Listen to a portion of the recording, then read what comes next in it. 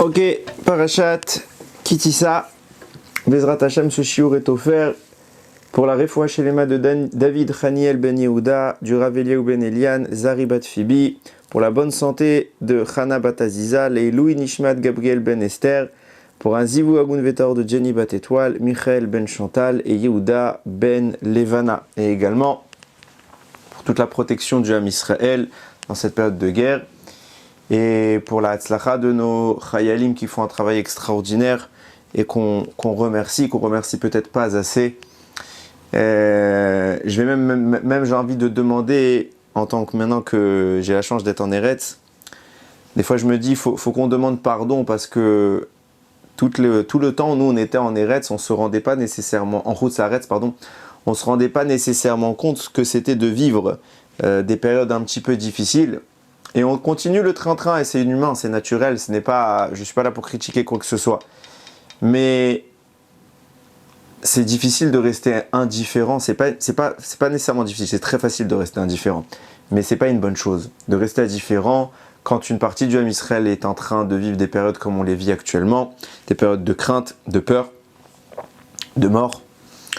Et chacun à son niveau, je le pense, et j'ai entendu comme ça des rabbanim, doit un petit peu se restreindre, même si lui il n'est pas touché, même si on vit en Chutz La'aretz, je pense qu'il ne faut pas montrer à ce point-là de déconnexion avec la réalité du Ham Israël qui est en Israël. Donc chacun à son niveau peut-être marquer les choses, et moi personnellement je m'en excuse peut-être pour les années où j'ai vécu en Chutz La'aretz, de ne pas avoir peut-être assez su exprimer cette restriction, cette solidarité qui doit nous marquer aujourd'hui et qui nous protège également. Également, je mets un petit message important puisque je reçois à chaque fois des messages, des questions. On arrive bien évidemment à grands pas à la fête de Pessah. On vient de sortir de Purim, Baruch Hashem. On arrive à Pessah et on me demande régulièrement est-ce que j'ai des Agadot qui me restent. Je réponds non, je n'ai plus du tout de stock. Tout étant gratuit jusqu'à maintenant, ça m'est totalement impossible d'en avoir en permanence, d'avoir les fonds requis pour pouvoir le faire. Ceux qui le souhaitent, vous pouvez l'acheter sur Amazon, ok, vous tapez Yam Shel Torah, il y a les liens sur le site, vous pouvez l'acheter. Je précise, la Haggadah étant en couleur, elle vaut cher, ok, mais ne croyez pas là-dessus qu'on a mis un prix cher pour ramasser de l'argent, etc., que faut pas exagérer de mettre des prix aussi chers. Dans ce prix-là est fixé par Amazon, ok.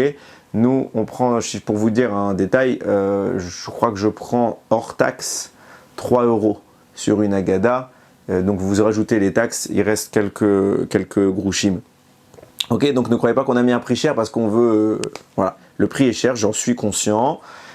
C'est pour ça que je le fais gratuit d'habitude. Celui qui la veut malgré tout, il faut s'y prendre avant. Ne vous prenez pas la veille parce qu'il faut que Amazon vous l'imprime et vous la livre. Ok ? Donc prenez les choses en amont et comme ça vous arriverez à Pessah pour ceux qui souhaitent avoir la Haggadah et vous l'aurez et vous pourrez Pesserat Hashem vous en servir pour le Seder. Ok, on rentre dans le vif du sujet. Vous en doutez qu'au vu de la situation des fêtes et des enfants à la maison, etc., je n'ai pas le temps que j'ai d'habitude pour préparer les shiurim. On fait comme on pourra et on va essayer de réfléchir ensemble sur la parasha de Kitissa qui est une parasha que tout le monde connaît, elle est tristement célèbre pour l'événement catastrophique qui s'y produit, à savoir le veau d'or, qui va amener à la destruction des louchot. Et on va s'arrêter un petit peu sur cet événement de la rencontre entre Moshe qui descend avec les tables et cette perspective face au veau d'or où finalement, quand il constate la gravité de ce qui est en train de se produire, il va briser les tables au pied de la montagne. C'est écrit comme ça, Vaïfen, donc il est encore au Har Sinaï avec Hachem, Vaïfen, il se tourne, Vayired Moshe min ha'ar, et Moshe descend de la montagne. Ushne luchot ha'edut biyado, il avait les deux tables dans les mains. Luchot ketuvim mishne evrehem, qui a été misé ou misé, elles étaient transpercées de chaque côté, pour que l'écriture reste, comme on a pu le dire plusieurs fois, c'était dans le vide qu'elle était écrite. La pierre était vraiment, quand vous regardez la forme de la lettre, vous voyez d'une extrémité à l'autre, vous voyez derrière la table. M ketuvim, elles étaient écrites de la sorte. Ve'aluchot maaseh Elokim ema, et les luchot étaient l'œuvre de Dieu. Ve'mirtav mirtav Elokim hu, et l'écriture elle-même et l'écriture divine, Charut ala luchot, qui était littéralement gravée dans les tables. Yoshua il entend ce qui est en train de se passer, on est en train de vivre le veau d'or, il entend quelque chose de mauvais. Vayomer el Moshe, il dit à Moshe, Kol milchama b'machane, je crois qu'il y a la guerre, il y a un bruit de guerre dans le camp. Vayomer, il répond, En kol anot gevura, je n'entends pas ici quelque chose, un chant de victoire, je ne sens pas quelque chose de courageux. Ven kol anot chalusha, non plus, je ne sens pas un chant, un bruit de détresse ou de défaite. Kol anot anochi shomer, ce que j'entends, c'est quelque chose d'affligeant. Vaïk asher karavel amachane, donc Moshe s'approche du camp. Vayar, il voit et Hegel, Mcholot, il voit le Hegel, le veau et les danses qui sont faites avec lui. Vayichar af Moshe s'énerve, Vayashler miyadav et aluchot, et il envoie de ses mains les luchot, Vayishaber otam tachata ari, il les casse au pied de la montagne. Ok, on va analyser un petit peu ce qui est en train d'être dit ici, il y a beaucoup d'informations. Et il faut en réalité des fois s'interroger en mettant les choses en perspective, en oubliant un petit peu ce qu'on sait déjà. Et il ne faut pas hésiter à poser des questions simples, mais qui en réalité sont source de beaucoup d'informations. La première des choses, c'est la destruction des tables. Elle nous intrigue à bien des égards. Parce que là, évidemment, je ne vous ai pas lu tous les psukim, mais si vous lisiez tous les psukim, ceux d'avant, vous voyez que déjà depuis le ciel, Moshe est au courant que le peuple est en train de fauter. Hachem le lui a dit, Moshe sait pertinemment qu'ils ont fait un veau d'or, qu'ils sont en train de faire un veau d'Azara, etc., etc. Donc, pourquoi il veut détruire? Il amène les tables. Il sait ce qui va se passer. Pourquoi c'est au vu du peuple qu'il détruit les tables? Pourquoi prendre les tables? Fallait les laisser dans le ciel? Laisse-les dans le ciel. Ce que tu vas voir, c'est quelque chose de catastrophique. C'est pas ma team avec ces tables-là. Tu les laisses, tu les préserves, tu t'occupes de ce qui se passe en bas, tu répares les choses, et puis après tu retournes les chercher. Non, il vient avec les tables, et il détruit les tables. Il les détruit de mamache. Ça sert à quoi de faire ça? Tu sais ce qui va se passer. Pourquoi l'idée de les détruire était venue que quand tu es arrivé sur Terre? Alors il y a des explications qui répondent à cette question, mais on sent bien qu'il faut aller plus loin. Pourquoi? Parce qu'on va nous répondre, oui, mais c'est beaucoup plus grave quand on voit quelque chose que quand on l'a entendu. Des fois, on entend une atrocité, ok, mais quand on a vu l'atrocité, ça nous met dans un autre état. Ça veut dire qu'il se pourrait que Moshe n'ait pas eu l'intention immédiate de détruire les tables, mais en constatant la gravité des dégâts, il a dit, ah non, Ribono Shel Olam, je ne peux pas, et je les casse. Ça reste assez difficile. Pourquoi ça reste assez difficile? Parce que déjà,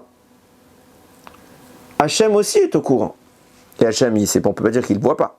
On lui a pas fait on l'a pas transmis cette information par message. Non, Hachem, il sait exactement ce qui se passe.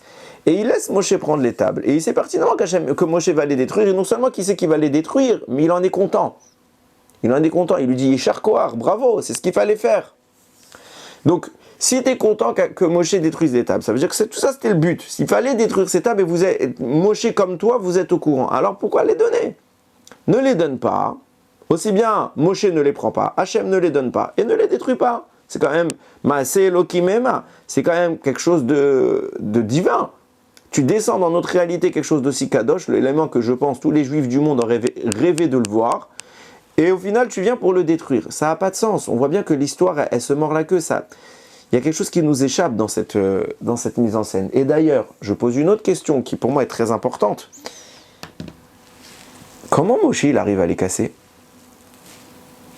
Comment on arrive à casser quelque chose de divin?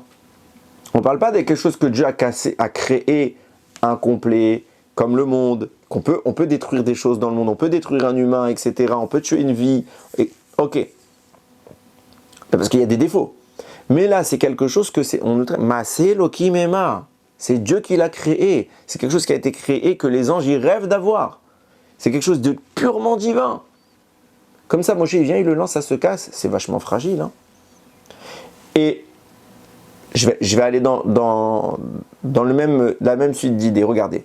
Concernant le Beth Amikdash, une des réponses pour lesquelles Moshe et David Améler n'ont pas eu le droit de construire le Beth Amikdash, On nous explique, parce qu'ils étaient tellement gdoshim que si c'était eux qui avaient construit le Beth Amikdash, jamais il aurait pu être détruit. Il fallait qu'il soit détruit parce qu'on va fauter. Donc Hachem les a écartés de l'entreprise.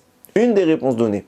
Okay. Par exemple, le Mishkan que Moshe a bâti dans le désert, il n'a jamais été détruit. Il n'a pas servi éternellement, mais il n'a jamais été détruit. Pourquoi? Parce que l'impact du personnage qui le crée, Moshe, il est tellement kadosh, il est tellement saint, que dans ce monde, il n'y a pas quelque chose capable de détruire une œuvre de la fête de la main de Moshe. Alors si c'est vrai pour Moshe, si c'est vrai pour David, Hachem, là c'est pas les deuxièmes tables, c'est Moshe qui les construit. Mais les premières tables, c'est Hachem, ça vient du ciel. C'est-à-dire Moshe, il est monté les mains vides. Il est monté dans une autre dimension, il est redescendu avec quelque chose. Donc ça n'a rien à voir avec quelque chose que tu lui jettes un petit caillou et ça se casse. Non, c'est quelque chose d'immensément kadosh. Donc comment ça se fait que ils parviennent comme ça, facilement, à les détruire? Tu les lances, ça se casse. C'est difficile. On n'aurait pas pu détruire le Beth Amikdash de Moshe, mais on peut détruire les Luchot d'Hachem. C'est quelque chose d'assez embêtant. Il y a un autre détail que il faut qu'on analyse. Il y a, alors je vais vous relire le texte que j'ai ici. Dans la formulation, il y a une faute d'orthographe. Quand Moshe lance les tables, il écrit Vayashler miyadav et aluchot. Il a lancé de ses mains les luchot. Le mot miyadav s'écrit même yud dalet vav ici, mais normalement ça aurait dû être même yud dalet Yud encore, pardon, voilà, je cherchais la lettre, Yud encore, puis Vav. Et là, il n'y a pas le deuxième Yud, il y a même Yud Dalet Vav, au lieu que ce soit même Yud Dalet Yud Vav. Il y a un Yud en absence. Donc tous les commentateurs vont évidemment s'intéresser sur le retrait de cette lettre. Et avant de donner la réponse de pourquoi cette lettre elle est retirée, ça nous amène à analyser le sens même du mot. En lisant les commentateurs, pour être franc, j'avais pas prêté attention à la simple lecture, mais en lisant les commentateurs, c'est vrai qu'on se pose la question, pour ceux qui ont l'habitude un petit peu d'étudier, on se dit comme ça, Vayashler miyada vet aluchot, il a envoyé de ses mains les luchot. On sait que la Torah n'emploie pas de mots superflus, et que tout mot qu'elle aurait pu ne pas employer, elle ne l'emploie pas. Il n'y a pas de mots, on n'est pas en train de faire de la prose, on fait des textes précis et chaque lettre elle a sa valeur spirituelle. Donc on ne peut pas s'amuser à rajouter des mots inutiles, tout est utile. Donc s'il y a un mot, c'est qu'il est utile. Maintenant je pose la question, Moshe il portait les tables où? On nous l'a déjà dit, et même si c'était une évidence, Ushne Luchota et Dout Beyado, il les avait dans ses mains. Donc quand je l'ai pas, pourquoi on me le précise la première fois? Parce que bon, c'est peut-être quelque chose de gros, de lourd. Donc peut-être qu'il les a portés sur son dos. On peut imaginer plein de solutions. Ok, donc la première fois, il faut quand même, dans le sens simple, m'expliquer pourquoi il les a dans ses mains. Où est-ce qu'elles sont ces luchot? Maintenant, je sais qu'elles sont dans ses mains. Pourquoi tu me dis qu'il les a envoyées de ses mains? Évidemment que c'est de ses mains qu'il les a envoyées. Alors, vous allez me dire, c'est pas une grosse question, le texte l'a mis comme ça. Non, la Torah ne met rien comme ça. La Torah ne met rien comme ça. Donc évidemment que c'est de tes mains que tu l'envoies. Alors pourquoi tu me précises que c'est de tes mains que tu l'envoies? Tu veux les envoyer d'où? De ta tête? T'as fait une tête pour jouer au foot? Non. Donc forcément, que c'est des mains de Moshe qu'elles sont envoyées. Alors pourquoi la Torah nous le dit? Il aurait dû juste dire Vayashler et aluchot, il a envoyé les luchot. Vayashler miyadav. Et le pire, c'est que sur ce mot qui en soi est inutile, on a une faute d'orthographe. Ça veut dire quoi? Il y a une raison, on va la donner pourquoi ce yud est absent. Mais déjà, la Torah, elle nous attire le regard sur ce mot. Elle te dit, regarde, je veux que tu comprennes quelque chose de ce mot. Le petit yud qui est absent, mais le mot en soi, déjà, il est problématique. Donc quand tu fais l'analyse pour trouver pourquoi il manque une lettre, tu te rends compte que de Bichlal, pourquoi il y a le mot? Et tu te poses la question. Alors on va essayer un petit peu de rentrer dans le vif du sujet. On va voir que ça soulève encore d'autres questions. Le Krida, il rapporte l'opinion de Rabbeinu Ephraim, qui dit que la lettre qui manque, c'est un yud. Pourquoi? Et cet enseignement, vous le connaissez sans doute. Il vient nous rappeler l'absence de ce yud, vient nous rappeler un enseignement connu. C'est qu'on sait que sur les tables, il y avait 10 commandements, les Aseret Adiberot.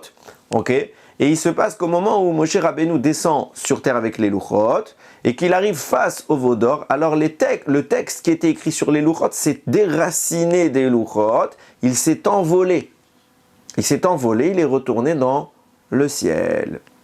Et pourquoi le yud est retiré? Pour nous dire que les 10 commandements sont retirés. Et au moment où Moshe Rabbeinu va jeter les tables, c'est une table qui ne contient plus de texte. Et ça, c'est intéressant à mettre en corrélation, c'est pour ça que le yud est retiré, mais c'est intéressant à mettre ces choses-là en corrélation avec ce que Chachamim vont nous détailler à ce propos.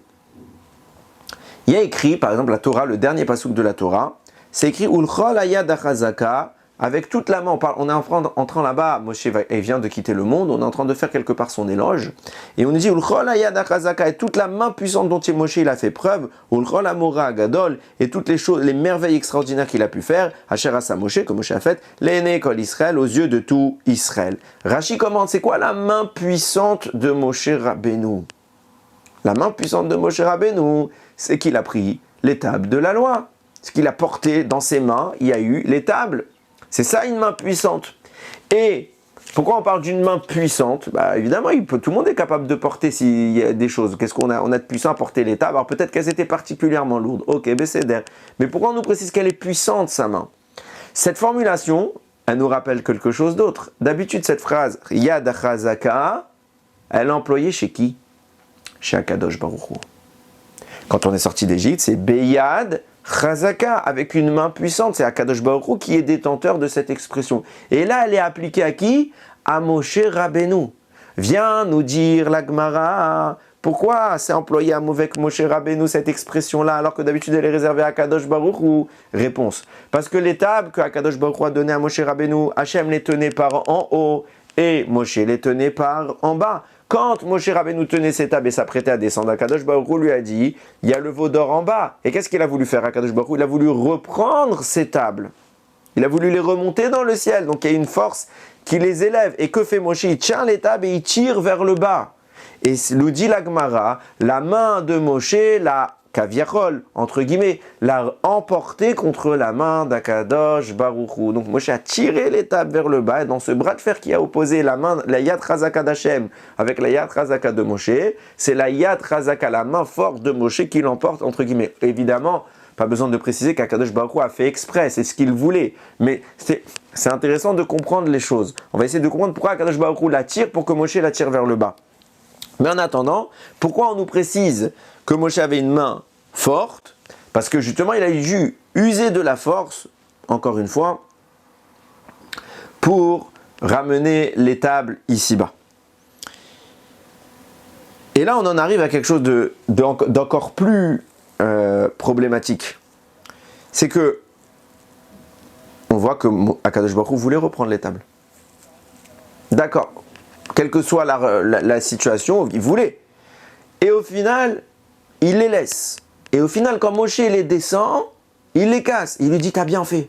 Mais c'est pas ce que tu voulais là-bas. Toi, tu voulais les remonter. Donc ça veut dire que tu voulais les préserver. Si tu voulais les préserver, si tu voulais pas les casser, quand Moshe les casse, pourquoi tu le félicites? Ça n'a pas de sens. Et c'est quoi cette histoire qu'Akadosh Baruch Hu il tire et Moshe tire vers le bas et Moshe il gagne? Depuis quand Moshe il est plus fort qu'Akadosh Baruch Hu? Hachem Ishmor. Ça, ce serait très grave de l'affirmer. Et là, maintenant, on en arrive à ce que je voulais, quelque part, mettre en place. On voit que quoi?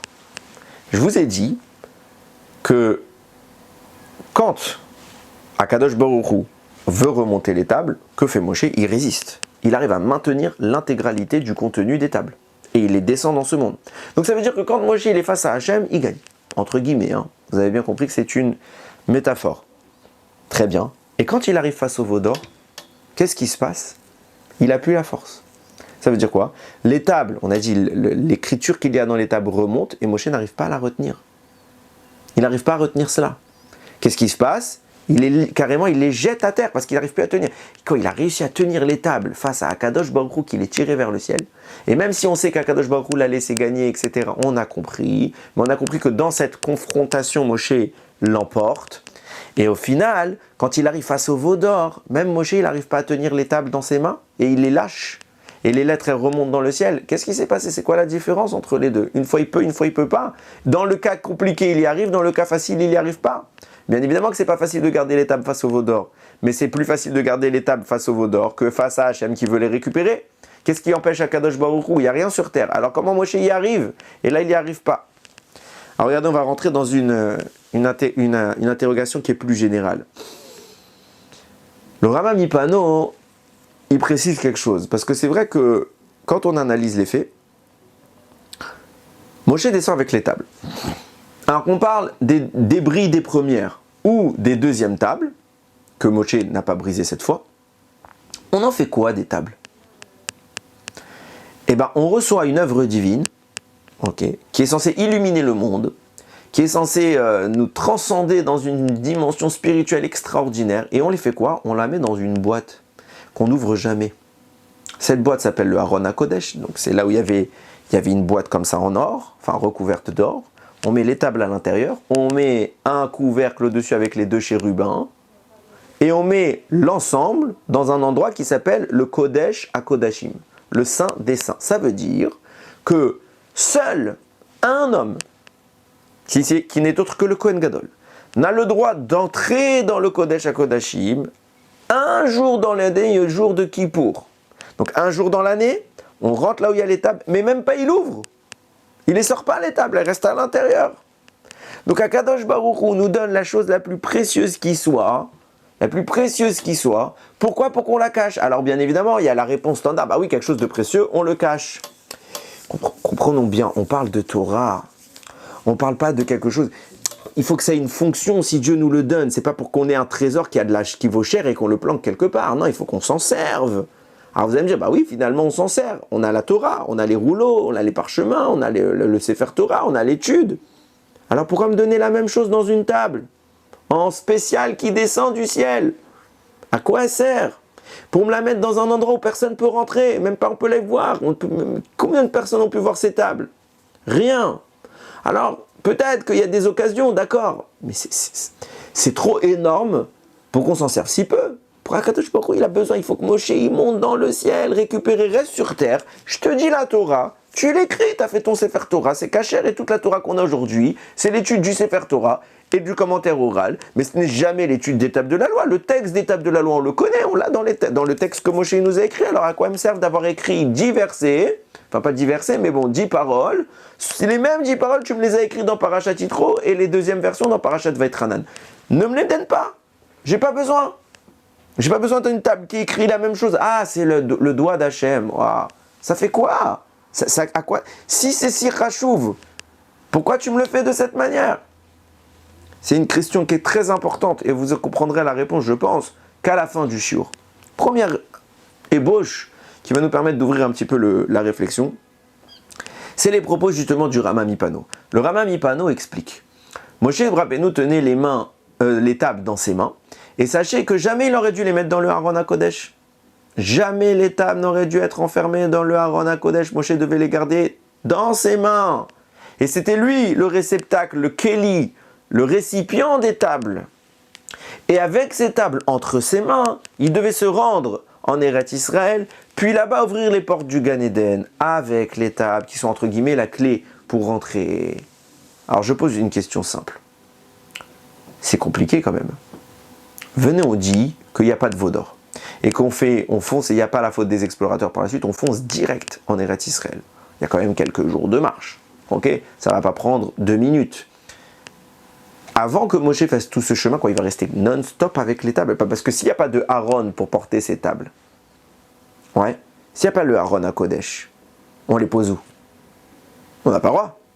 Il faut un Aaron, il faut quelque chose de spécialement sain pour porter ces tables. Donc Moshe, quand ils sont dans ses mains, c'est très bien. Et il fait quoi tout ce temps? Il reste comme ça? Il attend, pendant des jours et des jours. Il ne peut jamais poser, il a les mains prises. C'est pas, même si c'est Moshe Rabbeinu, on comprend bien que ce n'est pas du tout envisageable. Et là, c'est quoi l'histoire? J'ai vu comme ça, c'est écrit dans le Siftei Kohen qui explique que la nature des tables, on n'a pas compris ce qu'elles étaient. Nous, on regarde les tables depuis le sens inverse. Il faut les garder depuis qu'elles sont descendues. Il faut bien comprendre que les tables qu'Akadosh Baruch Hu, comme je vous l'ai dit tout à l'heure, elles sont Maaseh Elokim. Elles viennent du ciel. Dans le ciel, il y a de la matière. Si c'est un monde qui est en haut, très haut, il n'y a pas de matière, il n'y a pas une goutte de matière là-haut. Alors, comment ça peut descendre sur terre de la matière et dire qu'elles étaient déjà là-haut? Réponse, elles ne sont pas faites de matière, ces pierres, ces tables. Ce sont des tables d'ordre spirituel qui n'ont rien de solide, rien de physique, rien de tangible. Rien à voir avec tout cela. Et Moshe porte cela entre ses mains. Ce qu'il porte entre ses mains, c'est une lumière, une source de Gdusha terrifiante, terrifiante. Mais elle ne prend pas de place. Elle n'est pas lourde. Moshe la porte, la manipule, la maîtrise.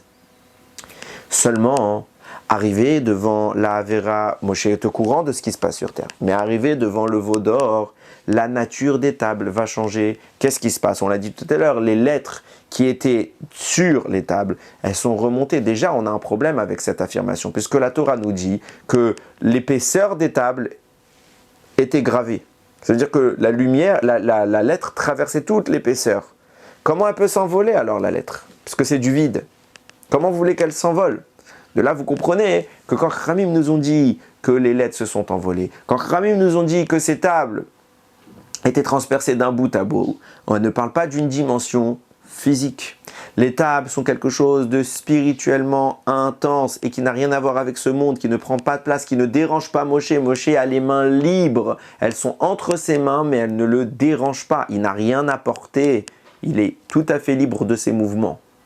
Au moment où le veau d'or est rentré en contact avec ces tables, à l'image d'Adam Arishon, on voit qu'Adam Arishon, ce n'était pas un être humain fait avec un corps physique, c'était un être humain qui est fait avec un corps de lumière. Mais au moment où la faute s'est produite, alors son âme, une partie de son âme est partie, et ça a laissé derrière quelque chose de physique. Et bien exactement le même parallèle est en train de se produire avec les tables, à savoir que ces tables-là ne sont pas d'ordre physique et palpable, mais au moment où les lettres se retirent, c'est comme si la Neshama des tables se retirait. Et puisque cette Neshama se retire, alors elle laisse derrière elle quelque chose de totalement différent. Comme on l'a dit 100 fois, Adam Arishon avant la faute et Adam Arishon après la faute, ça n'a rien à voir. Ce n'est plus que l'ombre de lui-même. Il a un corps, il a de la chair, alors qu'il n'en avait pas avant.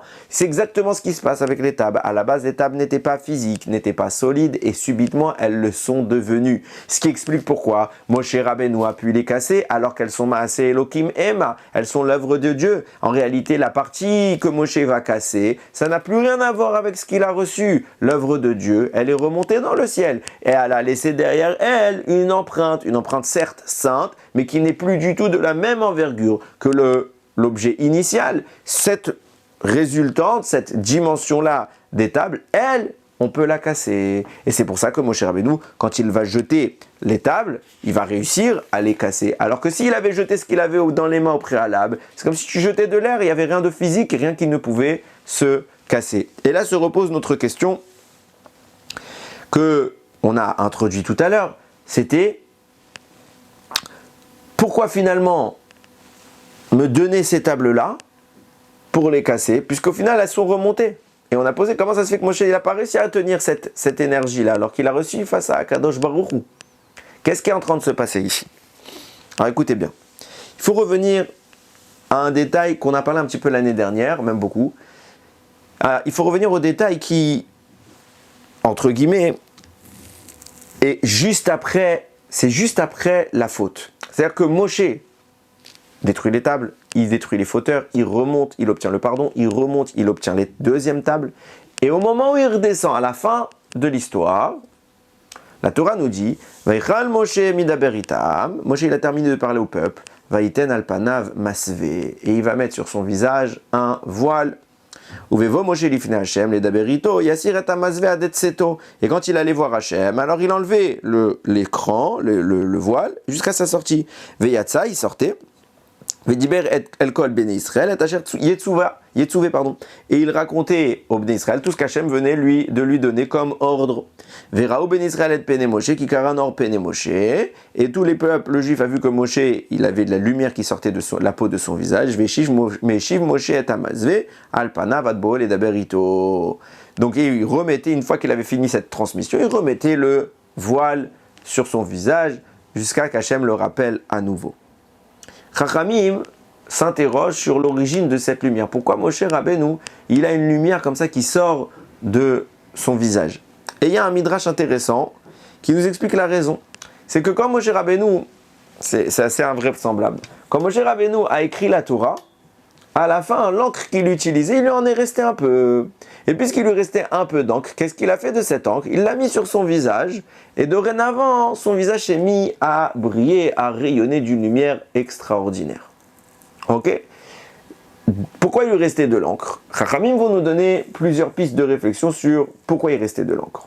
Première chose, c'est le Rama Mipano qui explique comme ça. On sait que, par exemple, le premier mot du livre de Vaïkra, c'est Vaïkra. ok? Et là-bas, il est écrit d'une manière originale, à savoir que le Aleph qui termine le mot Vayikra, ça se termine par un Aleph, la dernière lettre, elle est écrite en petit format. Ok, donc puisque Moshe, pourquoi elle est écrite en petit format? Parce que Vayikra, c'est que Hachem convoque Moshe. Et c'est une convocation sainte, c'est une convocation glorieuse. Et Moshe dit quoi? Moi, on me fait kavod, je ne veux pas. Alors il ne veut pas écrire Vayikra, mais il ne peut pas changer le texte. Donc il va réduire la lettre Aleph pour que le mot principal c'est Vayikar, Dieu est apparu. Quand Dieu est apparu, ça fait référence à ce qui s'est passé avec Bilam. Bilam n'est pas un personnage kadosh, n'est pas un personnage important. Dieu apparaît devant lui sans le prévenir et comme s'il le méprisait, c'est comme si moi je débarque chez vous, j'entre, j'ouvre la porte et je ne tape même pas à la porte, je fais ce que je veux, je suis chez moi. Auto d'avoir ce qui se passe avec Bilam, Vayikar, il apparaît. Par contre, quand c'est Moshe, Akadosh Baruch Hu Vayikra, il l'appelle pour qu'il se prépare, qu'il l'accueille. Il ne débarquait pas de la même manière. Donc on voit que Vayikra, concernant Moshe, c'est quelque chose de glorieux. Moshe n'a pas voulu, on connaît la modestie, on en a pu en parler plusieurs fois. Il y a beaucoup de développement intéressant à faire sur ce sujet. Moshe étant modeste, alors il a réduit le Aleph, il ne faut pas écrire Vayikra. Il veut plus qu'on voit le Vayikar que le Vayikra. Nous dit le Ramami Pano, cette restriction de la lettre Vayikra, le Aleph qui est écrit en petit, il prend moins d'encre que le Aleph écrit en grand. Cette petite goutte d'encre, c'est ce qui explique qu'il restait à la fin un peu d'encre dans le réservoir que Moshe Rabbeinu a utilisé. Il y a un autre avis, c'est celui du Rosh, j'en cite quelques-uns, mais à la fin on va tout regrouper dans une idée que je pense plus commune. Le Rosh il ramène, même principe, et à la fin on parle de Moshe Rabbeinu, et on nous dit qu'il était Anav, il était modeste. Anav, normalement ça s'écrit Aïn, Nun, Yud, Vav, et là-bas c'est pas écrit le Yud. Pourquoi? Parce que Moshe voulait pas qu'on dise de lui qu'il est Anav, alors il a changé. Il a enlevé le Yud pour pas que ça fasse vraiment le mot Anav. Et encore une fois, le Yud c'est une petite lettre, mais elle n'a pas été écrite alors qu'elle aurait dû être écrite. Et puisqu'elle aurait dû être écrite, c'est de l'encre qui n'a pas été utilisée, donc il reste un peu plus. Akol Divrei Elokim Chaim, toutes les paroles sont les paroles d'Hachem. Donc en fait, il faut réunir tous les pirouchim, toutes les explications en une seule, que je vais essayer de généraliser de la manière suivante. Qui dans notre paracha vient de se produire d'ailleurs. Nous dit la Torah, quand Moshe Rabbeinu il est monté au Har Sinaï pour sauver le Ham Israël, la première fois il est monté recevoir les tables, et on a parlé, on a déjà expliqué ce qu'il est monté la deuxième fois, il n'est pas monté, mais en tout cas il a prié. Quand il a prié la deuxième fois pour sauver le Ham Israël pendant 40 jours, il a dit comme ça, Verata imtisa ratatam. Maintenant, si seulement tu voulais, si tu es d'accord, pardonne leur faute, on va dire. Veimaïn, mais si tu refuses, Mechenin amisivrira shakatafta, efface-moi du livre que tu as écrit. Hachem va dire non, je pardonne, je ne t'efface pas. Mais on a un principe, une malédiction qui est formulée de la bouche d'un tzaddik, même si elle est formulée au conditionnel. C'est-à-dire qu'il dit, si tu leur pardonnes pas, alors efface-moi. Donc si tu leur pardonnes, ne m'efface pas. Même comme cela, puisqu'il l'a dit, ça se produit. Donc Akadosh Baruch Hu l'a obligatoirement un peu effacé de la Torah. Où on voit ça? Parachat la semaine dernière, Parachat Tetzavé, où Akadosh Baruch Hu va parler tout le long du texte sans citer une seule fois le nom de Moshe. Il va s'adresser à Moshe, il va dire Veata, Veata, Veata. Toi, toi, toi, toi. Mais dans le texte, le nom Moshe est totalement occulté. Depuis la naissance de Moshe, c'est la seule paracha où le nom de Moshe n'est pas cité une seule fois. C'est vous dire. C'est là quand même le personnage le plus cité de la Torah. Et là, on en arrive à comprendre que, et c'est comme ça qu'il écrit le Rav Échelle de Cracovie, que en réalité, on a une disparition encore, pas un problème, on a une disparition du texte à nouveau.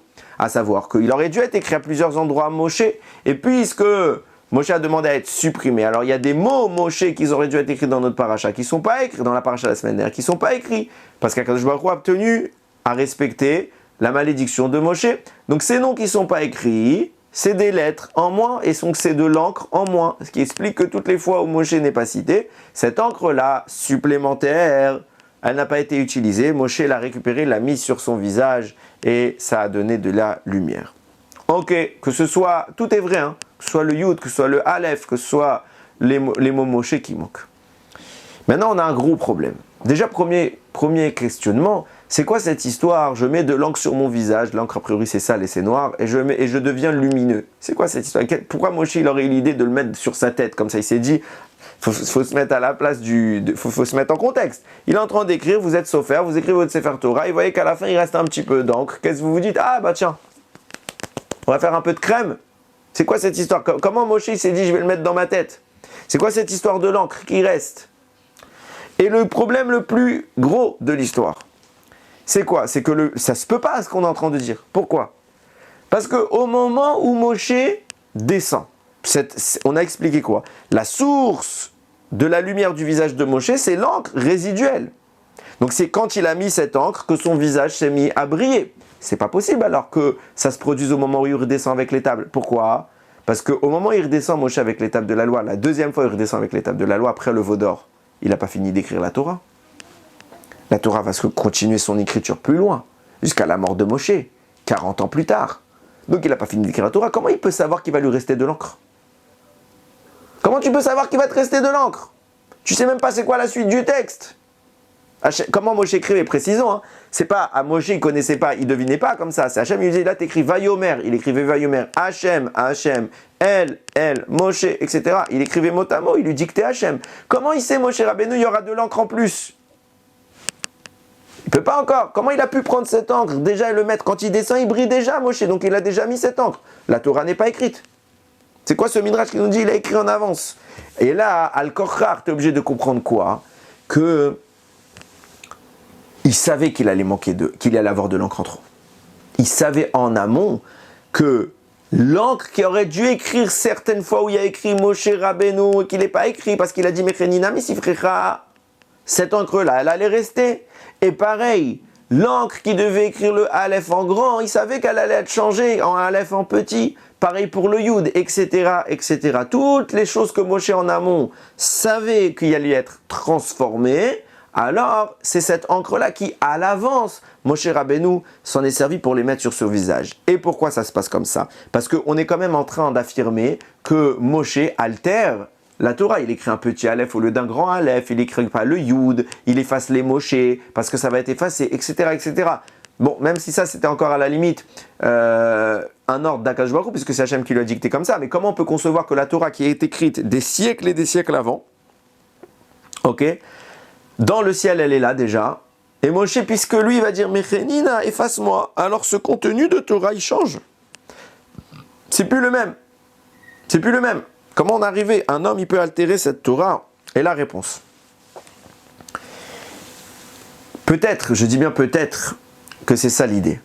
On sait que Hachem a donné la Torah à Moshe Rabbeinu. Moshe qui belle Torah Misinaï. Il a reçu toute la Torah. C'était un téléchargement extraordinaire. En avance, tout le contenu de la Torah et tout ce qu'un jour un Talmid Chacham, même le plus érudit, est amené à dire, Moshe l'a déjà reçu avant.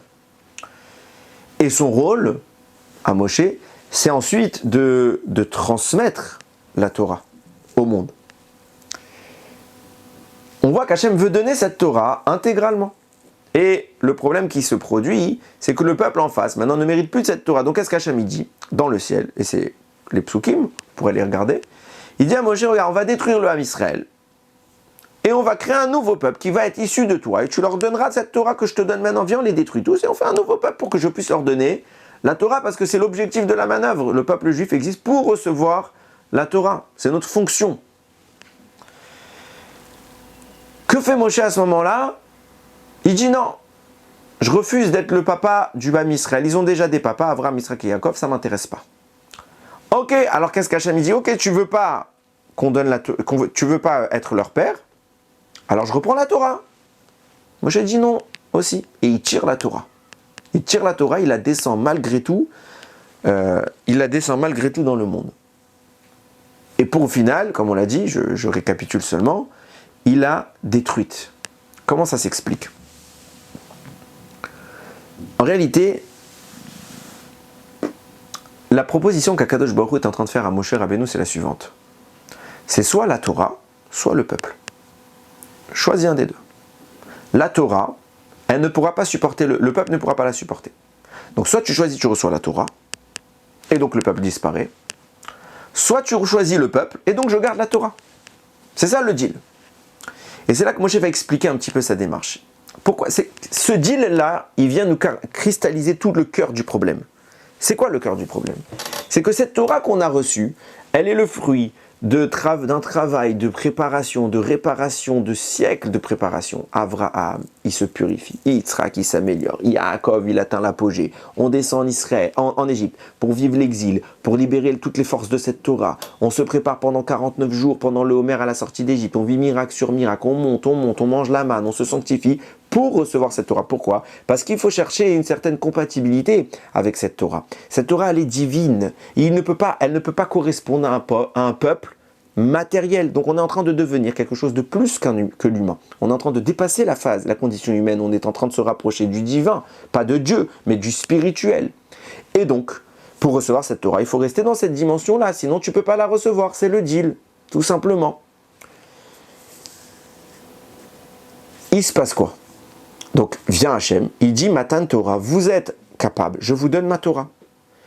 Maintenant, faute du veau d'or, vous n'êtes plus capable. Donc, deux options. Puisque la Torah, je me suis engagé à vous la donner. Soit je la donne et je la donnerai à un autre peuple qui sera compatible. On va régénérer le peuple depuis Moshe Rabbeinu, puisque Moshe peut le faire. Lui, il est resté à la dimension où il n'a pas fauté, donc il peut générer à nouveau un peuple de cette gamme-là. Et donc recevoir cette Torah. Ou deuxième option, je vous donne plus la Torah. Je vous donne plus la Torah et vous restez un peuple physique.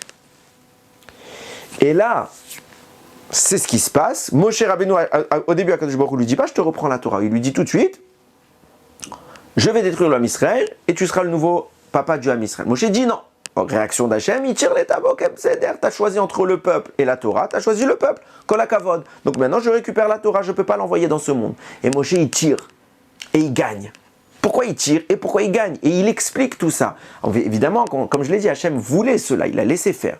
Mais qu'est-ce qu'il est en train de se passer ici? Moshe tire la Torah. Pourquoi? Parce qu'il est en train de montrer quoi à Kadosh Baruch Hu? Mais moi, je n'ai pas fauté. Je peux recevoir cette Torah, moi. Je la garde pour moi. Rien que pour moi. Et quel était mon rôle? Quel était le rôle de cette Torah? C'était d'être donnée au monde. Comment cette Torah est donnée au monde? Je vous ai posé la question tout à l'heure. Comment ça se fait que la Torah nous précise que Moshe a jeté les tables de ses mains? On savait que c'est dans ses mains qu'elles étaient. Et le mot de ses mains, miyadav, il manquait la lettre Yud. Pourquoi il manquait la lettre Yud? On a expliqué parce que les lettres, elles se sont envolées. Mais on peut trouver une autre explication qui va nous permettre d'aller plus loin. Si tu enlèves la lettre Yud, le mot Yadav, ça s'écrit Yud.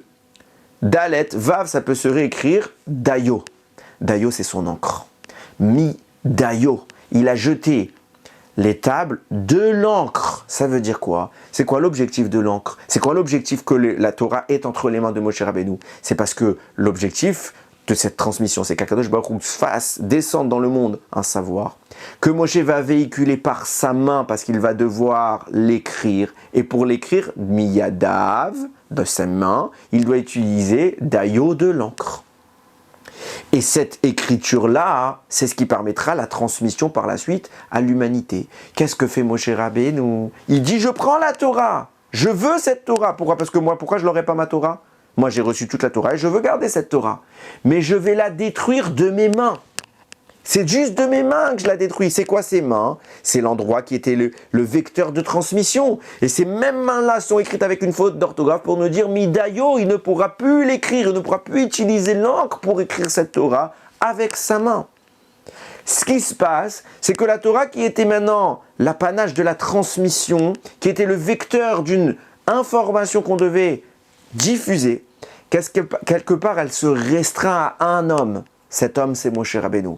Et donc, au lieu que ce soit quelque chose dont ses mains devaient tirer profit pour les transférer chez les autres, cette Torah remonte et elle n'est maintenant elle n'a pour utilisation que l'esprit de Moshe. Seule sa tête peut la maîtriser. Il ne peut plus la véhiculer. Se distingue ici la Torah que Moshe reçoit et la Torah que Moshe peut donner et transmettre. Il y a deux dimensions. Et Moshe, qu'est-ce qu'il est en train de dire? Donne-moi tout à moi. Pourquoi tu veux m'enlever toute ma Torah? Je garde cette Torah. Mais Mechenina misifrera asher katafta, efface-moi de cette Torah. Pourquoi? Parce que le peuple juif ne peut pas la recevoir. Tu m'as dit quoi? Tu m'as dit que c'est soit le peuple, soit la Torah. Moi, je choisis les deux. Comment? Le peuple juif ne reçoit pas cette Torah, et moi, je garde ma Torah. Comme ça, je sauve le peuple juif et je garde la Torah. Et c'est précisément ce qui doit se passer ensuite. Je descends. Cette Torah descend avec moi, elle est entre mes mains. Mais maintenant, je vais la faire, moi, remonter juste à ma tête. C'est pour ça que je l'enlève de mon encre. Midayo, il l'a jeté. De son encre, de ses mains, il les a jetés. Pourquoi? Je ne pourrai plus me servir de mes mains dans ce monde avec la Torah. Je la laisserai dans ma tête. C'est pour ça que je vous expliquais tout à l'heure comment c'est possible que la Torah n'ait pas été intégralement écrite et pourtant Moshe l'a jetée de ses mains et, Moshe avait un supplément d'encre. Parce que Moshe Rabbeinu va remonter au Har Sinaï, il va dire à Kadosh Baruch Hu, s'il te plaît, efface-moi de cette Torah. Et quand il va l'effacer de cette Torah, c'est quoi la proposition de Moshe Rabbeinu? Et comme ça, il nous sauve. Puisque tu m'expliques que la Torah elle est tellement sainte qu'elle n'est plus compatible avec le Ham Israël, alors je te demande d'effacer une partie de cette Torah, d'enlever de cette splendeur, de cette puissance, pour la restreindre et ne donner que partiellement la Torah. Ne donne plus une Torah complète puisqu'ils ne peuvent pas recevoir cette Torah, celle que tu m'as donnée, celle qui est entre mes mains, qui fait qu'elle est spéciale. Ils ne peuvent plus. Moi je peux, donne-la moi. Mais laisse-moi la restreindre, fais-la descendre dans ce monde et restreins mon potentiel de mes mains et de mon encre à l'écrire. Écris une Torah abrégée, censurée. Et puisqu'elle est censurée, alors mes mains ne pourront pas l'écrire. Et donc il va la jeter midayo de son encre. Pourquoi? Parce qu'il est conscient que l'encre qui va être utilisée pour écrire la Torah ne sera pas la même encre qui aurait dû être utilisée pour écrire la Torah. Cette encre est restreinte. Et ce supplément d'encre, qu'est-ce qu'il est? C'est l'écart entre la Torah que Moshe Rabbeinu a reçu, et la Torah qu'il aura le droit de nous enseigner. Cet écart-là, puisqu'il n'est plus entre ses mains, il remonte sur son visage. Et c'est cette lumière. Moshe a reçu toute la Torah, il ne peut pas l'écrire. Donc comme il va rester de l'encre, cette Torah Moshe connaît déjà l'écart entre ce qu'il va donner et ce qu'il a reçu. C'est cet écart-là qui fait la lumière, qui sépare Moshe de l'humanité normale. Nous, on n'est pas lumineux, on est fait de chair, tandis que Moshe a une lumière particulière. Et qu'est-ce qui va se passer à ce moment-là? Puisque Moshe Rabbeinu descend avec cette lumière, il va devoir placer un voile. Pourquoi? Parce que si cette lumière est accessible, cette lumière c'est quoi? C'est l'encre dont je vous parle. L'encre de ce qu'il aurait dû écrire et qu'il ne pourra plus écrire. C'est en amont que Moshe déjà est au courant, puisque c'est lui qui a demandé que cette encre soit retirée. Donc Moshe retire une partie de la Torah. Cette partie de la Torah qui va le séparer de la connaissance qu'il va transférer et offrir au monde, elle doit être sur son visage. Donc puisque le monde ne doit pas y avoir accès, Moshe, qu'est-ce qu'il fait? La Torah nous le raconte. Vayara Aaron. Et il s'est passé quoi? Pardon, j'ai sauté une étape. Moshe va se voiler le visage. Regardez comment c'est intéressant de mettre les choses en place. Qu'est-ce qui fait que Moshe, lui, a accès à cette Torah? Et j'ai failli lire le passouk un peu trop tôt, mais maintenant vous allez comprendre pourquoi j'ai cité le passouk en question. Qu'est-ce qui fait que Moshe, lui, maintenant il a accès à toute cette Torah et le peuple ne l'a pas? On comprend, la faute va changer les choses. Mais regardez à quelle dimension. Quand je remonte un tout petit peu dans les psukim, quand le Erevra va demander à Aaron de construire un misbéach, Aaron va malheureusement être contraint de le faire, il le fait, et là, au moment où le peuple s'apprête à fauter, Aaron dit quelque chose de très, très, très dérangeant. Vayara Aaron, il a vu, Vaiven misbeach lefanav. Il va construire un misbeach, un autel de sacrifice devant lui. Vaikra Aaron vayomar, et Aaron, il a proclamé, il a dit, Chag Lashem machar. Demain, c'est une fête pour Dieu. Au moment où cet homme qui est un tzaddik, on sait que tout l'objectif de son intervention, de cette construction qui a été le veau d'or, c'était de retarder. Je ne vais pas revenir sur des choses que j'ai déjà expliquées. Il espérait vite que Moshe revienne pour pouvoir tout annuler. Ok. Il dit Chag Lashem Machar. Tu sais ce qui est en train de se passer. Tu sais que même si Moshe revient, il va se passer, ça va être pas positif. Comment tu peux dire que ça va être une fête? C'est pas une fête. Qu'est-ce qui va se passer demain? Le lendemain, Moshe casse les tables. 17 Tammuz, un des jours les plus tristes de l'histoire. Et puis après, ça va conduire jusqu'à la destruction du Beth Amikdash. On jeûne le 17 Tammuz à cause de tout cela. Comment tu peux dire Chag Lashem Machar? Tous les commentateurs répondent oui, parce que les Hatid Lavo, dans le futur, le 17 Tammuz, Akadosh Baruch Hu, comme le 9 Av, etc., va transformer ces jours de deuil en jours de fête. Donc Machar, c'est pas un Machar tout de suite demain, c'est le demain dans l'avenir. Dans un futur lointain, on voit plusieurs fois dans la Torah que le mot Machar n'est pas nécessairement affilié au lendemain, mais ça peut être quelque chose, un futur lointain, un lendemain futur, ok? Et donc ce futur-là, un jour, le 17 Tammuz sera célébré en tant que Yom Tov. Alors j'étais en train d'étudier, préparer ce Dvar Torah et je me suis rappelé de ce que j'avais lu un peu plus tôt. Vous allez voir, vous allez comprendre qu'il y a peut-être un message codé dans tout cela qui est encore plus puissant que ce qu'on croit. Revenons sur ce voile que je viens de dire. Moshe Rabbeinu vient de caractériser le voile qui cache la lumière comme étant l'écart entre la Torah qu'il a reçue et la Torah qu'il a le droit de donner. À cause de ses doigts et de son encre qu'il n'a plus le droit d'utiliser, cette Torah ne s'exprime que dans les pensées de Moshe, c'est un secret qu'il garde. Et il ne le transfère pas au monde, il le cache de son visage seulement. À chaque fois que Moshe leur enseigne la Torah, il l'enlève. Et là, c'est intéressant. Nous dit Rav Shimshon d'Ostropoli, c'est Loyal Koutrioveni qui le rapporte à la fin du commentaire sur la parasha de Kitissa. Il dit quelque chose de très intéressant, il révèle un des secrets de ce voile-là. On le sait, d'après la Torah, il existe une correspondance entre le corps et la neshama. Et la structure corporelle, physique, est à mettre en corrélation avec la structure de la neshama, à savoir que nos organes physiques sont connectés à des organes spirituels. Et il y a donc 248 organes dans la neshama qui correspondent aux 248 organes que nous disposons dans notre corps. À mesure de la faute dans l'histoire, cette corrélation des 248 organes corporels et nishmatiques de l'âme se détériore. Et donc, il y a des ponts qui se retirent et le flux de spiritualité ne se traverse pas d'un extrême à l'autre. Et donc, forcément, ça met une distance avec la Neshama. Et il faut réparer cela pour avoir cette connexion avec Akadosh Baruch Hu. Donc, depuis les premières fautes de l'histoire jusqu'à maintenant, quelqu'un qui parvient à faire cette reconnexion, alors il est plus proche de sa Neshama puisqu'elle est en parfaite osmose avec lui. Quelqu'un, malheureusement, qui n'arrive pas à faire cette reconnexion-là, ou pire, qui amplifie le défaut, alors il prend de la distance avec la Neshama. Les premiers êtres dont on va parler comme étant les vecteurs de la réparation, c'est les Avot, Avraham, Yitzhak et Yaakov qui vont se reconnecter à leur âme, et chacun des personnages en question va avoir un rôle particulier. Chacun son travail, on ne vient pas tous pour faire la même chose. Si on vient tous pour faire la même chose, on est tous des clones l'un de l'autre, on ne sert à rien. Chacun il a sa particularité. Donc viennent Avraham, Yitzhak et Yaakov, et eux, Hachem les met dans une configuration où ils ont tant d'efforts à faire pour pouvoir reconnecter les 248 organes de leur âme avec ceux de leur corps. Et l'effort qu'ils doivent produire pour y arriver est inscrit dans leur nom, nous révèle Rav Shimshon d'Ostropoli. C'est à savoir que Avraham, à la base, ne s'appelait pas Avraham, il s'appelait Avram. Valeur numérique de 143. Akadosh Baruch Hu va lui rajouter quelle lettre dans son nom? Le He. Avram va devoir faire effort sur effort jusqu'à l'âge de 100 ans. Et c'est au bout de 100 ans qu'Akadosh Baruch Hu lui reconnecte les 5 organes manquants. Donc Avram, il lui manquait un He, valeur numérique 5 pour arriver au 248. Ensuite, il aura un fils qui s'appelle Yitzhak. Yitzhak va naître, valeur numérique du mot Yitzhak 208. Il lui manque combien pour arriver à 248? Il lui manque 40. Yitzhak va faire l'effort, et c'est au bout de 40 années qu'il aura le mérite de trouver son épouse Rivka, et la Torah nous rapporte car cela, qu'il a pu compléter les 248 membres qui lui manquaient. Donc à Yitzhak, il lui manquait la lettre même à la naissance, les 40 étapes dont je vous parle. Quand je vous dis qu'il manquait la lettre même, ça ne veut pas dire qu'il manquait même dans son nom, ça veut dire qu'il lui manquait 40 étapes dans son nom, et c'est son nom qui insinue l'état où il se trouve.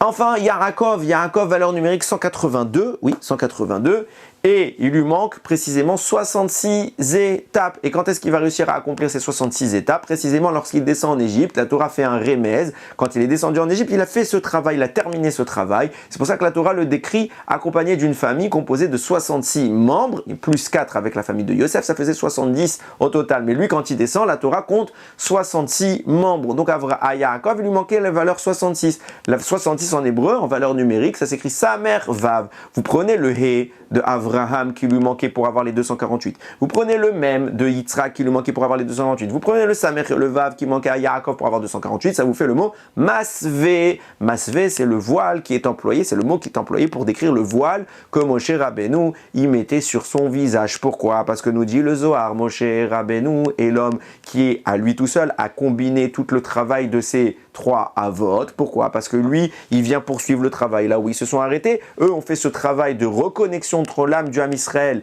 et le corps du Ham Israël. Et maintenant que cette connexion est faite, lui poursuit ce travail. Donc, Moshe Rabbeinu, lui, a la connexion avec les 248 membres, comme Abraham, Yitzhak et Yaakov l'ont eu au cours de leur vie. Cependant, le Ham Israël, lui, fait la faute de perdre cet élan-là à cause de la faute du veau d'or. Alors, le travail que nos avot ont fait, c'est quelque part estompé. Et le Hé qui a été ajouté à Abraham, le même des 40 années d'Yitzhak, le Samer et le Vav des 66 manquant à Yaakov, prend de la distance. Et cet écart-là, des efforts que nos avot avaient fait, pour nous, on ne peut plus en profiter. C'est pour ça que Moshe Rabbeinu utilise toutes ses forces manquantes et il met un masvé qui vient connoter l'écart entre les 248 membres de l'âme et du corps. Et dire, quand est-ce que je vous rends votre Torah, la Torah qui manque? C'est quoi l'écart dont je parle? Cette lumière qui jaillit du visage que Moshe est obligé de cacher. C'est la Torah que Moshe a obtenue, cette Torah que Moshe n'a pas le droit de transmettre. C'est pour ça qu'il met un masvé. C'est quoi qui manque? La connexion avec les 248 membres qu'Abraham, Yitzhak et Yaakov ils ont fait, que vous avez profané. Seulement, de temps en temps, Moshe il rouvre. Et il transmet à nouveau la Torah. Qu'est-ce que ça vient témoigner? Ça vient témoigner qu'au moment où le Ham Israël progresse, alors ils se connectent un peu plus à un de leurs membres spirituels. Donc ils ont droit à un peu plus de dévoilement. C'est pour cela que vient Aaron et il nous commence à comprendre tout ce qui est en train de se passer. Il dit Chag Lachem Mahar. Demain c'est une fête pour Akadosh Baruch Hu. Quand est-ce que ce sera une fête pour Akadosh Baruch Hu? Quand on méritera de recevoir toute la Torah. Maintenant on ne mérite pas de recevoir toute la Torah. Pourquoi? Parce que Mahar c'est les mêmes lettres que Remar Evarim, les 248 membres. Ramar, Gematria 248, Mahar, Gematria 248, c'est les mêmes lettres, écrites différemment. Qu'est-ce qui se passe? Au moment de Matan Torah, vous deviez recevoir la Torah, mais vous n'avez pas reçu la Torah. Pourquoi vous n'avez pas reçu la Torah? Parce que vos 248 membres, Ramar, Evarim, 248 membres étaient connectés. Vous les avez déconnectés. Donc au lieu que ce soit Ramar, la connexion des 248 membres, alors c'est devenu Mahar, demain plus tard, quand vous aurez fait cette reconnexion-là, que vous pourrez avoir la Torah. Entre-temps, qu'est-ce qui s'est passé? Ce même Mahar ou Ramar, c'est les mêmes lettres. Ok, il a pris de la distance puisque nos 248 membres se sont effacés. Alors on est maintenant loin de notre Neshama. C'est pour ça qu'on est en Cherem. C'est encore une fois les mêmes lettres écrites dans un autre ordre. Ça veut dire que l'articulation qui permettait la connexion qui était Ram, Resh Mem Chet, Ramar, qui faisait le lien avec notre âme, elle s'est dénaturée. Et puisqu'elle s'est dénaturée, elle se reformule différemment, ça devient Cherem, ça devient quelque chose qui vient traduire la distance. On est excommunié de cette Torah qui est loin de nous. Et puisqu'elle est loin de nous, alors elle est quelque part enfermée, inaccessible. C'est pour cela qu'elle va se mettre en position où elle attend de pouvoir germer dans le monde, elle attend de pouvoir éclore ou littéralement de pouvoir naître. C'est pour ça qu'elle va être enfermée dans un rechem, encore une fois les mêmes lettres. Ramar, Mahar, Cherem, Rechem, c'est la même chose. C'est quoi un Rechem? C'est la matrice féminine. Qu'est-ce qui se passe? Elle va, la Torah, être en gestation. Elle va se mettre en position elle va être dans le corps d'une femme qui est enceinte, qui attend de pouvoir donner la vie à son enfant. C'est quoi cette matrice, cet utérus qui va porter la Torah? C'est le Aaron HaKodesh. C'est pour ça que la Torah va s'enfermer à l'intérieur du Aaron HaKodesh. Pourquoi? Parce que la Torah que Moshe donne au Ham Israël, c'est pas la Torah qu'il a reçue. C'est pas ça la Torah. La Torah n'aurait pas dû être enfermée. C'est nous qui l'avons enfermée. La Torah était d'ordre spirituel. La Torah n'était pas quelque chose qui se portait physiquement. Et c'est nous qui avons matérialisé cela au travers de tables tangibles, palpables et destructibles. Moshe a pu le faire. Pourquoi? À cause des fautes, à cause de cette distance avec notre 248 membres. Donc on a mis la Torah en exil, on l'a excommunié. Et puisqu'on ne peut pas recevoir toute cette Torah, alors Moshe cache son visage. Et de temps en temps, quand on va faire la reconnexion, il remet un peu plus de lumière, jusqu'à que la connexion soit totale. Et que Mahar, le lendemain, quand ça, Bekarov, Bezrat Hashem, alors la Torah sort de son Cherem, de cette excommunion, et qu'elle puisse naître depuis le Rechem, depuis l'utérus, qui est le Aaron HaKodesh. La Torah est actuellement, littéralement, bridée à cause de notre manque de lien avec Akadosh Baruch Hu. Et c'est pour ça qu'elle est mise dans un Aaron HaKodesh. Alors même aujourd'hui, on n'a même plus le Aaron HaKodesh, c'est pour vous dire. Tout le cheminement de notre paracha, c'est celui-là. C'est de dire qu'en réalité, on pouvait avoir la connexion totale parce qu'on l'a hérité de nos avot. Et le seul qui a su garder ça, c'est Moshe. C'est pour ça que Moshe va demander, efface-moi, donne-leur une Torah atténuée, donne-leur une Torah qui est adaptée à eux. Et c'est ça tout le cheminement qui va être le sien. Et qui fait que oui, la Torah, cette merveille extraordinaire qu'on aurait dû tous manipuler de nos mains, elle a été enfermée dans un Aron HaKodesh. Et même si cet élément-là est quelque chose d'extrêmement raffiné, extrêmement saint, il témoigne d'une prison de la Torah. Et c'est à nous de la libérer. C'est à nous, yom yom, de travailler, de chercher à émettre. Je vous dis la vérité, entre nous, c'était compliqué de faire ce shiur. J'avais pas le temps. Il y avait Purim à préparer, il fallait un petit peu que je révise la Megillah, il fallait un peu que à la rote de Purim, il faut également réviser les kavanot de Purim, etc. J'avais beaucoup de choses à faire. Et il y a eu ce qu'il y a eu. On connaît l'histoire, encore plus de problèmes, les enfants à la maison. Donc je me suis dit, bon, de toute façon, c'est l'habitude, je fais le shiur le lundi soir. Qu'est-ce qu'on va faire? J'aurai pas le temps. Lundi soir, c'est Purim. Quand est-ce que je vais pouvoir trouver le Zman pour trouver le temps d'écrire, d'étudier déjà, d'étudier avec les enfants à la maison, de pouvoir écrire le Dvar Torah, de pouvoir le filmer, etc. C'est très compliqué, je vous cache pas. Mais je me suis dit, Ribono Shel Olam, si nous on fait pas ce travail d'expliquer aux autres, ceux qu'on a la chance, et c'est une fierté pour nous, on a cette chance de pouvoir étudier la Torah. Si nous, dans cette période aujourd'hui de guerre, où tout le monde se demande ce qui va se passer, Mahar, encore une fois, comme il a dit Aaron, Chag Lashem Mahar. On se demande est-ce que ça va être un Chag ou est-ce que ça va être la guerre? Est-ce que ça va se dégénérer dans toute la planète? On ne sait pas ce qui va se passer. Notre message à nous doit être que Mahar, demain, la réponse à demain, point d'interrogation, qu'est-ce qui va se passer? Ça doit être Remar Evarim. On doit se reconnecter à notre Neshama. On doit faire l'effort de retrouver cette Torah, la libérer. Et c'est elle l'objectif de ce monde. Et quand on y arrive enfin à libérer toute cette Torah, alors c'est pas que Moshe qui l'a dans son visage, c'est nous qui en serons investis et c'est avec lui qu'on pourra aller, pour ceux qui ne sont pas encore, nous rejoindre en Eretz Israël et de Eretz Israël arriver au Gan Eden, ouvrir cette muraille qui empêche l'accès au Gan Eden et c'est par cette Torah qu'on y arrivera. Yeratzon qu'on ait le srout tous ensemble, Bezrat Hashem, de même pendant cette période de guerre, même pendant l'épreuve qui est la nôtre, même pour ceux qui ne sont pas dans cette épreuve parce qu'ils sont en Chutz La'aretz, ok? Ne croyez pas que vous êtes épargnés par l'épreuve, qu'Hachem il vous protège comme il nous protège et que le secret de notre protection, ce soit nos efforts yom yom. On va avancer dans la Torah, même enfermé à la maison avec nos enfants, avec un balagan et même avec les hazakot et même avec toutes les péripéties qu'on peut imaginer, chaz v'shalom, qui n'arriveront pas, mais chaz v'shalom. Tout cela, ça ne doit pas nous priver de chercher Akadosh Baruch Hu.